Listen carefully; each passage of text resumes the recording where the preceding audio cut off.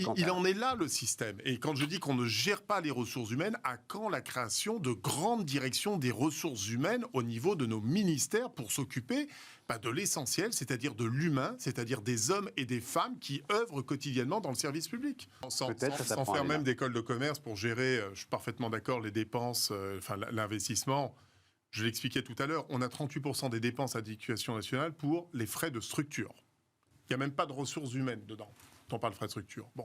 Si demain on veut résoudre, et sachant qu'on a un taux d'absentéisme chez les enseignants 10 fois supérieur au privé, il y a 10 fois plus d'arrêts de maladie dans l'ensemble de l'éducation nationale que dans le secteur du privé. Il n'y a aucune raison.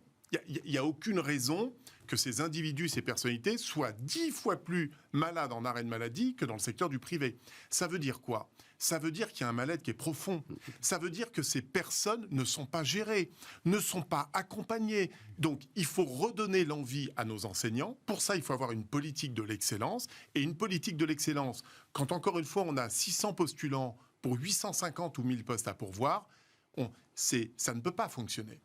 Donc, oui, il faut revoir les systèmes de rémunération. Oui, il faut revoir la politique de recrutement. Oui, il faut aller détecter les meilleurs talents et encore une fois, il faut voir ce que c'est que de passer les examens pour devenir enseignant. Je suis effrayé de voir qu'aujourd'hui, on n'a pas mis en place des systèmes de mise en situation des personnes qui postulent pour devenir enseignants pour avoir, est-ce qu'ils ont la capacité de maîtriser une classe ?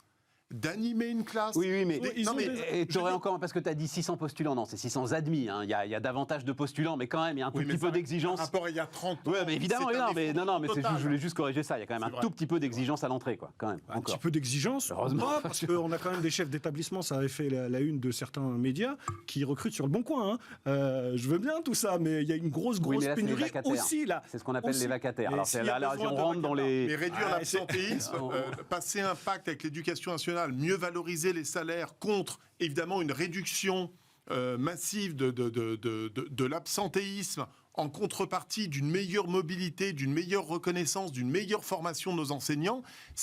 Il faut redonner vie à la performance.